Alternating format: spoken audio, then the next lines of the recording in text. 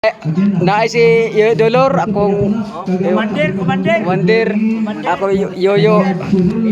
Marino, akong pinaka-yoyo. Commander, sa Commander ngalan? Marino.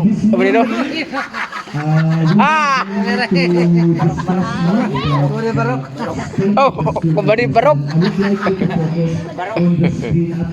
Live mo ni, live mo ni. Oh.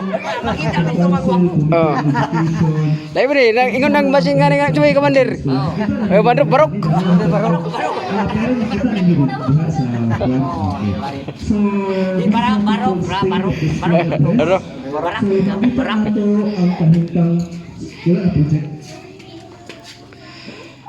Program.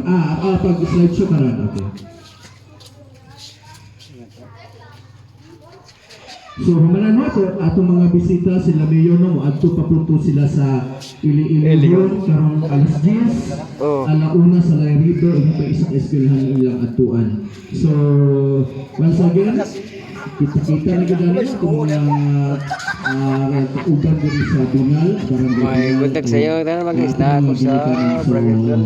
Thank you kayo for joining us here. Makita na dyan, Mamprel.